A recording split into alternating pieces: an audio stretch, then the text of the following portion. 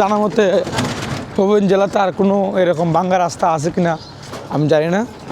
দেখেন কি পরিমাণ ভাঙ্গা।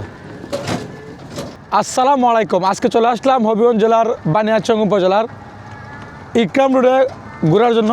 এই জায়গাটার নাম হচ্ছে কাবিলপুরের কাছাকাছি নকলা আবদা, সম্ভবত খুব সুন্দর একটা জায়গা। এই রোডটা বর্তমানে অনেক ভাঙ্গার কারণ হচ্ছে এই রোডে খুব ভারী যানবাহন চলাচল করে।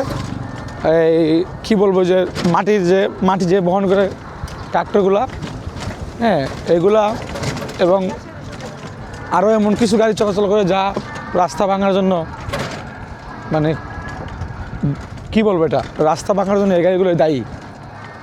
এই যে এদিকে আসলাম, আমার ডান পাশে আপনার এই যে জমির মধ্যে ধানের চারা রোপণ করা হচ্ছে।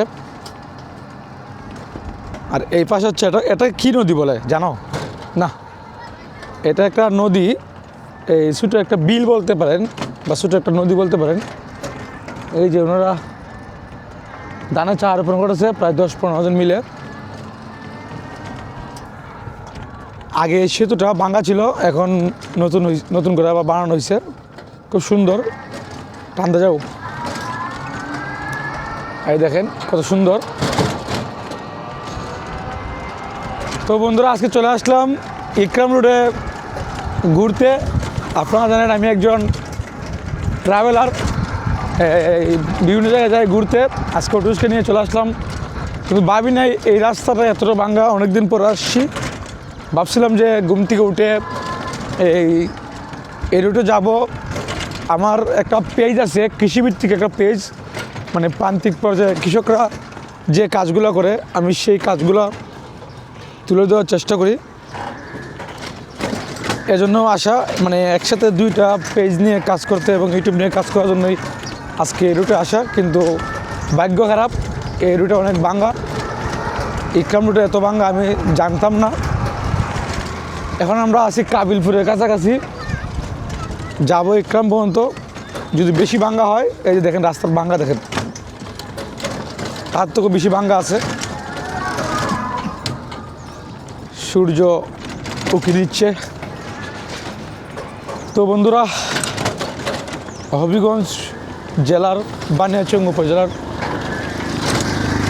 এই ইকরাম রোডের বাসিন্দা কে একটু কমেন্টে বলে যাবেন।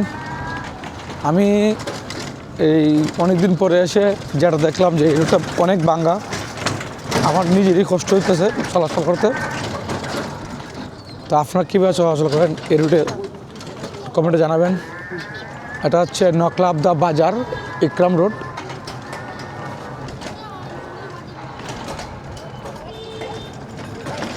আমারও জানা মতে হবিগঞ্জ জেলাতে আর কোনো এরকম ভাঙ্গা রাস্তা আছে কিনা আমি জানি না।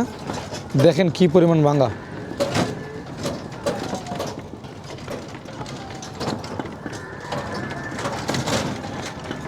তো বন্ধুরা, ইকরাম রোডের যারা আছেন, কাবিলপুর, তারপর নকলা আবদা, নোয়া পাতাইরা, তারপরে যে কি বলবো, এই আপনার সুজাতপুর, এলা, সাঙ্গর, মকরমপুরের যারা আছেন, যদি আমার ভিডিওটা দেখে থাকেন তাহলে অবশ্যই কমেন্টে বলে যাবেন। আর আমি যাচ্ছি আজকে ইকরাম পর্যন্ত যাব।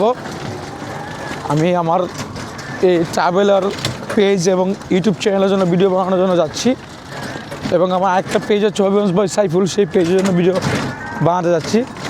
আমি আসলে মূলত বললাম না, মানে প্রান্তিক পর্যায়ে কৃষকরা যে কাজগুলো করে ওই কাজগুলো তুলে দেওয়ার চেষ্টা করি আমার হবিগঞ্জ বই পেজের মাধ্যমে।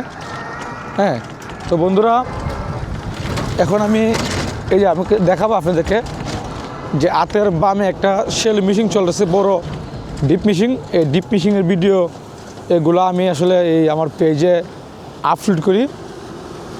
হ্যাঁ, এই ভিডিওটা এখন করব, তো আমার সাথেই থাকবেন।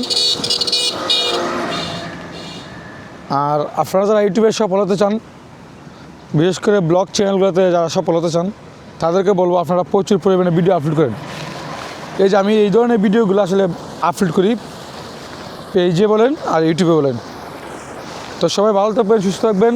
আজকের মতো এখানেই রেখে দিচ্ছি, অন্য কোনো ভিডিওতে দেখা হবে। আল্লাহ হাফেজ।